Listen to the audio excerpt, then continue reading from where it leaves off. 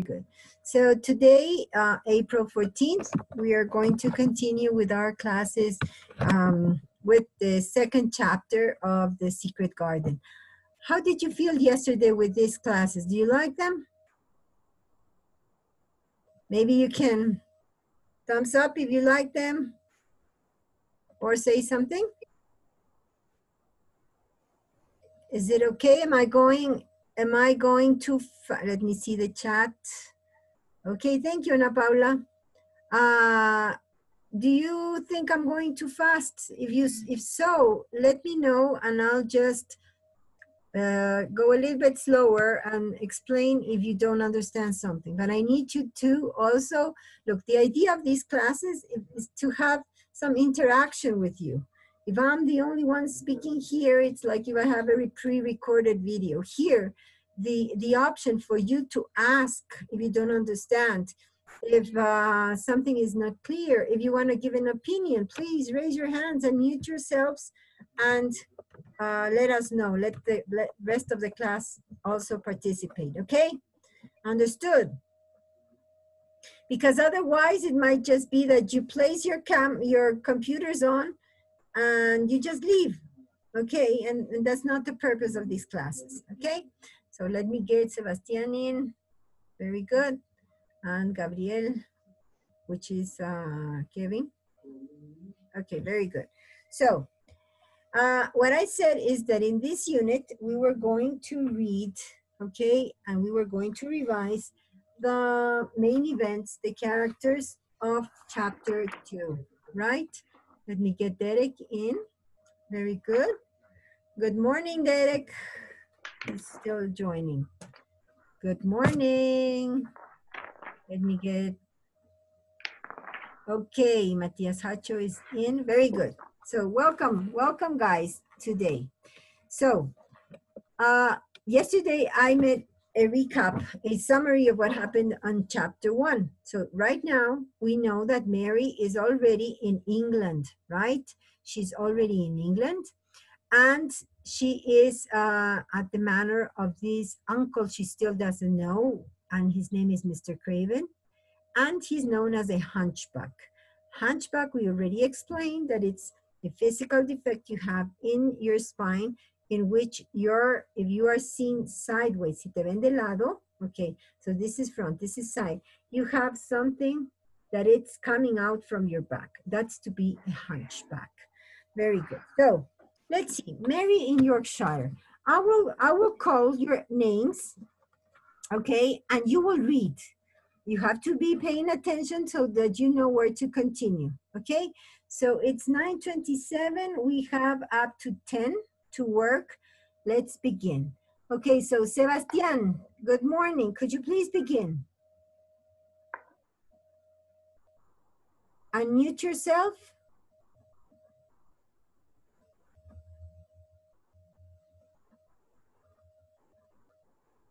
Okay, Sebastian.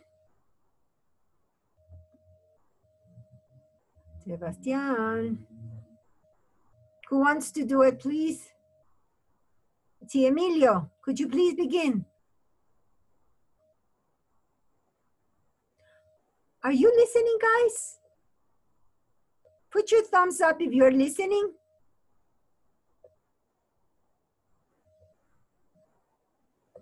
Okay, so Reinhard, please begin.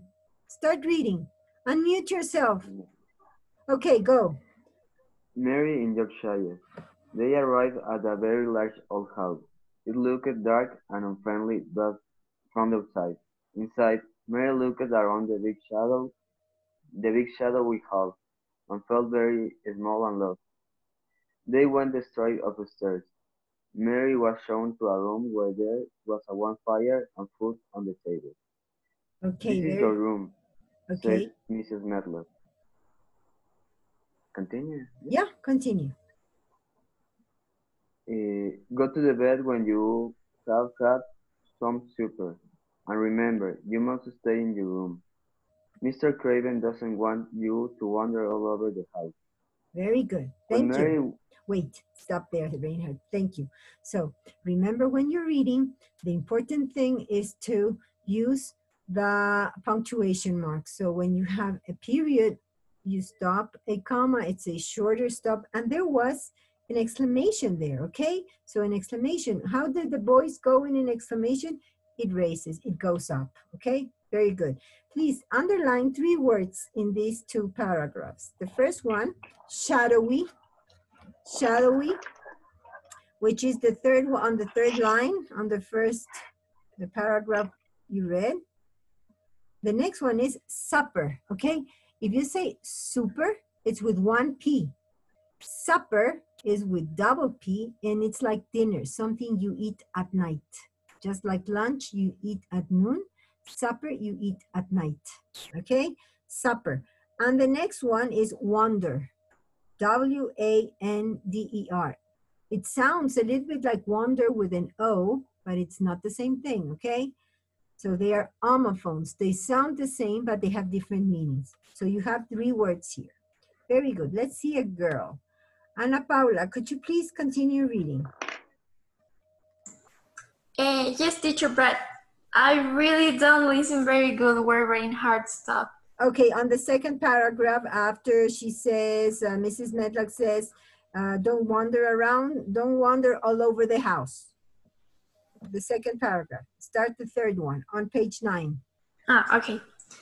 When Mary woke up the next morning, she saw a young servant girl cleaning the fireplace. The room seemed dark and rather strange, with pictures of dogs and horses and ladies on the wall. It was not a child's room at all. From the window, she could not see any trees or houses, only wild land which looked like a kind of purple sea. Very good. So here, she's describing the place. Look how many, now, can you close your eyes and imagine all they have said, okay?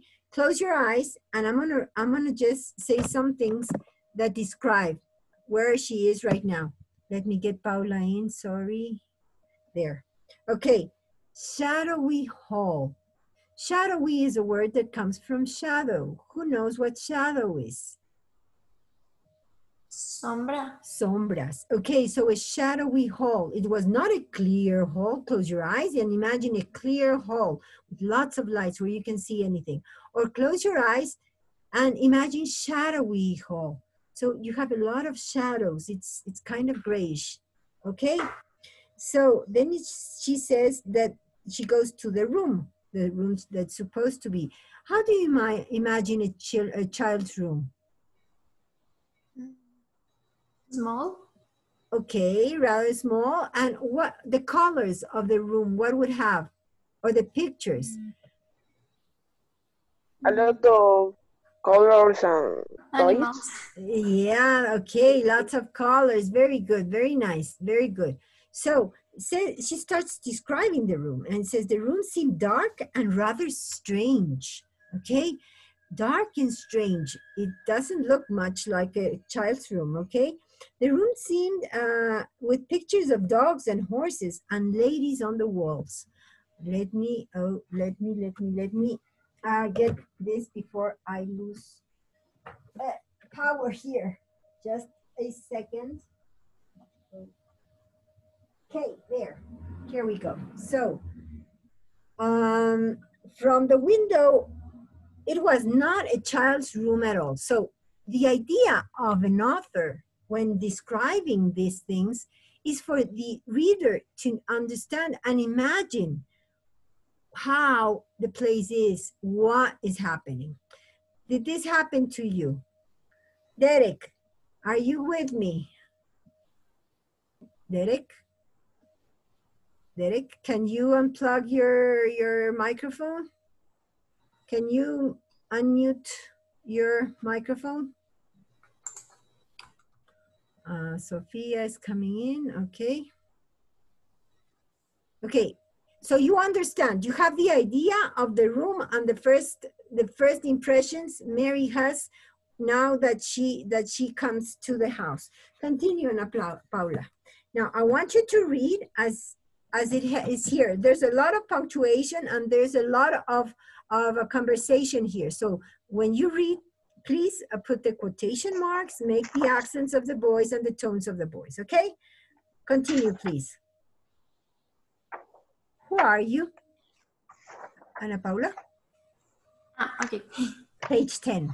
Who are you? She asked the servant coldly.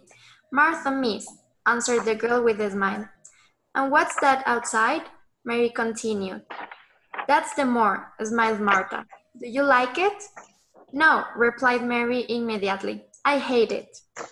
That's because you don't know it. You will like it. I love it. It's lovely in spring and summer when there are flowers. It always smells so sweet. The air's so fresh and the birds sing so beautifully. I never want to leave the moor. Okay. Mary was feeling very bad-tempered. You're a strange servant, she said. In India, we don't have conversations with servants. We give orders, and they obey, and that's that. Martha did not seem to mind Mary's crossness. I know I talk too much, she laughed. Are you going to be my servant? Asked Mary. Well, not really. I work for Mrs. Medlock. I'm going to clean your room and bring you your food, but you won't need a servant except for those things. Okay, stop there. Thank you very much. You did very well. Okay, so there's another character that comes in, okay? So we now have Mary, which is one of the protagonists, okay? Who is the other protagonist? Who is the other protagonist? The servant. No, the protagonist. Who wants to? Colin. Colin, yes, thank you, Ariana. Okay, Colin and Mary are the protagonists. And then we have the secondary characters, right? So far, we have heard of Kamala, we have heard of the parents. Those are like background characters, some that are filling in more information. They're not important, they're not even alive anymore. Okay, so now, Mrs. Medlock is already in the picture. She's the head mistress of the house. She seems to be very hard on everybody. What she says has to be obeyed, right? She's in charge of the house really because the owner, Mr. Craven, is not at home almost ever, okay? So now here comes Martha. What's the change between Mrs. Medlock and Martha from what you read, from the description that's given right now and that Ana Paula read? Okay, I want to hear some guy here. Maybe Kevin Segovia, could you please? Is there any difference from Mrs. Medlock, all these characters before, and Martha right now? How is Martha described?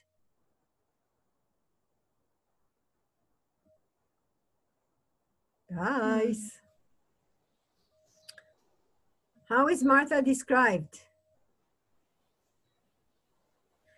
Is she, so far we have heard that they are sad characters, they are crossed characters, bad-tempered, and now we read here that Martha smiles.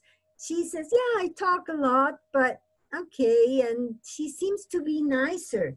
Even in the drawing you have here, so here's the fireplace, here's Mary, and there's Martha, right? And she says, okay, she was used to the servants in India, where she just ordered and everybody obeyed. Now she's speaking with her. That you're a different kind, you're a different type of servant than what we had in India. And she says, well, I'm not your servant, I'm going to help you out. Remember that Mary used to be, everybody dressed her. They did everything for her. So this is different for her now, okay? Very good. So we left off, asked Mary, well, not really, I work for Mrs. Medlock, right? Let's continue, please. Ariana, could you please continue? Okay. Well, it says, well, not, sorry, but who's But going to dress? Exactly. But who going to dress me? Martha stopped cleaning and started to at Mary. The can dress they sent. She asked shocked. What do you mean? I don't understood your language. Oh, I forgot. We all speak the Yorkshire dialect here. But of course, you don't understood that. Then, I mean to say, can you put on your own clothes? Of course not. My servant always used to me to dress me. Well, I think you should learn to dress yourself. My mother always says people should be able to take care of themselves. They they Even? they are unimportant. Okay, very good. Thank you, Ariana. So, look, now you know that there is a dialect. Okay, so what is a dialect, guys? Who knows what a dialect is? Dialecto? Uh-huh. Uh-huh. What would the meaning of it would be? A simple one. When we listen, Como okay, go, Ariana, un go. acento, Conversation. como un tipo de acento en diferentes conversaciones. Uh-huh, okay. Reinhard, you were going to say something? Yeah, you say dialect or dialogue. Dialect, not dialogue. Yeah. Dialect. Okay, look, have you heard people from Guayaquil speak? You've heard someone from the coastland, from Guayaquil or Esmeraldas or Manabí. You've heard them speak? Do they speak differently than the people from Quito? Yes. Yes. Okay, the intonation of the voice, the words they use, they have their own slang and we have our own slang. Okay, you won't hear someone from Guayaquil say achachay or araray. These are slangs. These are parts of the language that we use, that people use in different places. So in England, you have different dialects. Okay, you have different dialects. And we now know that Martha spoke to her in a dialect, not only in English, but in a dialect. So that can address Dyson, okay? And what do you mean? They're speaking English, but they don't understand. So it says, oh, this is the Yorkshire dialect. Okay, so now you know that Martha is very agreeable. She smiles, she likes to talk, and she speaks a dialect. From these paragraphs, you already have information about Martha. And that's what the author has to do when he's writing a book. Give the reader information about what is happening. Are you with me, guys? Are you with me? Yes, anybody has a question? Anybody? No? It's okay? Okay, let's have another boy read. Okay, let me have Emilio. Emilio, do you want to, Emilio Ceron is from this class? Is he here? Yes, Emilio. Could you please continue reading? Little Miss Mary. Emilio. Hey, teacher. Hello. Continue reading, please, on page 11, Little Miss Mary. Little Miss Mary was furious with Martha. It's different in India where I come from. You don't know anything about India, or about servants, or about anything. You could not explain what she meant. Suddenly, she felt very confused and lonely. She threw herself down on the bed and started crying wildly. Wildly. Okay, very good. So Mary, it's completely, how would you feel being left alone in the world, taken to another country, and all the world, everything you know has changed, has completely changed. The people, the place, even the climate. She was used to living in India and she's in Yorkshire. It's cold, it's winter. How would you feel? So she just expresses what she feels and then she just threw herself down on the bed and started crying wildly. Okay, so let's revise some words. Let's go back to page 9. And on the third paragraph, on the second line, you have fireplace. Please underline it, fireplace. And on page number 10, you already had crossly, okay? And you could come out with the meaning of crossness. Remember that in English or in any language, you have words that are the root for other words. Okay, so you had crossly, crossness, that you're going to underline right now. It's like in the middle of the page. And a little bit down on page 10, you have the word stared, stared. Okay, does anybody have an idea of what to stare is? Mirar. Okay, it has to do with mirar, but something else. To stare, okay, let me get my glasses out. When Juzgar. Sorry? Juzgar. No, that would be to judge. Stare. To stare is quedar mirando, okay? So one thing is to go like this. Let's say I'm looking at to my phone. I look to my phone, okay? I just looked at it. I saw it. Remember the difference? To see is the sight you have, okay? One of the five senses we have, sight. So I see. It's in front of my eyes. I see the phone. I look at the phone, okay, I can see I have some messages. But I stare, it's like you are looking in a fixed way to something, okay? That's to stare. Quedarse mirando, sí, penetrantemente. Okay, when you can even feel when you're stared at. When someone is looking at you very intensely, then you can feel it, right? Yep. Okay, so that would be the other words. So we have some other words adding. You already have your notebooks where you had the other words. You can start adding these words also, okay? So let's see, what time is it? We still have like 5 more minutes, a little bit more. Let's continue. So now another character has come in, and this is Martha Sowerby, okay? Martha Sowerby. And she starts talking about her mom. And she says that her mom thinks that everybody should learn to do things for themselves, not have somebody do things for you, even the rich and important. Very good. Very good. Let's go to page 12. Let's see, who wants to help me out? Maria Emilia, could you help me out? Could you start reading page 12, please? Now. Okay. Page 12 at the top, where it says now. No, yeah.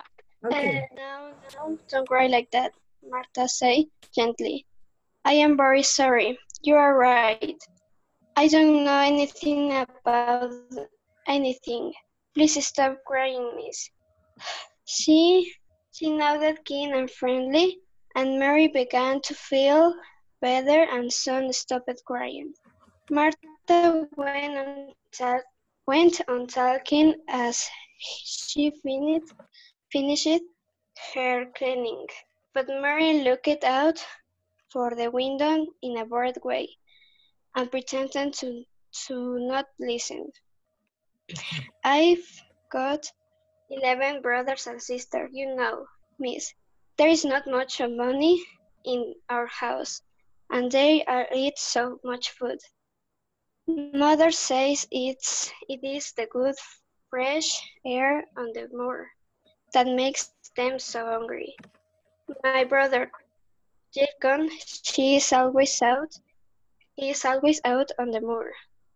He is 12, and he has got a horse which he rides sometimes. Where did he get it? Asked Mary.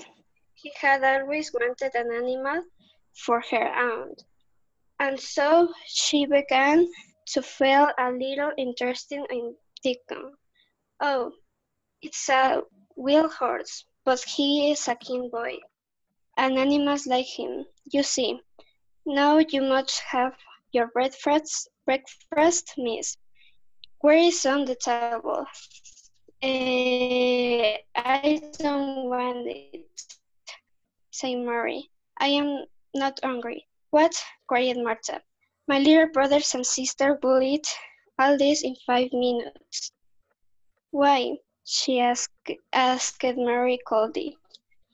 Because they don't get enough to eat. That and they are always hungry.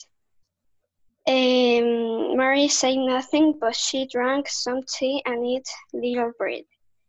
Okay, thank you very much. Okay, we'll go up to here. Okay, we're going to stop here. So, look, thank you, Maria Emilia. You did very well. Just some pronunciation. Okay. Wild horse. Wild horse. Do you know what wild is? Do you know what wild is? Okay. Salvaje. Salvaje. Very good. So, Dickon, in the moor, there are wild horses. Remember that not all horses are tamed and are ridden as we usually think of them. There are lots of wild horses in the world. Okay, wild, salvaje. But he's a kind, okay? Kind boy. Kind is amable, okay? Also underlined, wild, kind, and you have to make a difference between hungry and angry. Remember that in English, the H has a sound. It sounds like okay? So it's hungry. If you say angry, hungry would be hambriento, right? And angry is to be mad, estar molesto, estar enojado. Okay, so you have to make the difference so whoever is listening to you knows what you're talking about. That's why pronunciation is very important. So now you know 3 words to pronounce: wild, kind, and hungry. Very well. Okay, so we're going to stop here. Our next class is on Thursday, but it's going to be a pre-recorded video, okay? And I am going to include for Thursday a very short questionnaire, okay? A short quiz on what we have seen up to here in the chapter. That would be pages, beginning chapter 2, pages 9, 10, 11, and 12, except for the last line, okay? So we are going to, I will send a PowerPoint just pointing out some important things from the chapter, from what we have read up to now, and a short quiz, okay, short quiz on this first chapter and based on the PowerPoint. Is it okay? Understood? Yes? Yes, yes, everybody? Derek? Understood? If you did, put your thumbs up. Very good, Maria Emilia. Paula, understood? Everybody. Okay, so if your thumbs are up, any questions? Okay, from Kevin Bien Loco. Okay, any question? Any question? No? Okay, guys, so I'm gonna stop here right now, and I'm gonna send another video on Thursday. It's going to be pre-recorded, so we will see each other on next Monday. On Friday, I am going to upload another video for something for you to do if you want to, okay? Something to do with your hands. So do your work, answer your quiz on Thursday. Don't leave it for afterwards, okay? Just try to go and finish your homework on the same day, your activity on the same day you are requested to. Okay, so have a great day. Have a great day. Has been very nice to be with you today. And what I want to ask you, really, let me take my picture with you, okay? What I really want to ask you is to participate a little bit more. We need to have more active classes. I know it's not the same as being in school, but I need to have active participation from you. Ask. Have your opinion, say whatever you think, okay? Yes? Okay, guys, so till Monday this way, and check your mails and your quiz on Thursday, okay? Yes? Okay, thumbs up. Bye-bye. Bye, teacher. Bye-bye. Okay, Bye, teacher. bye-bye. Bye-bye, dears. Have a great day. See you. Bye-bye.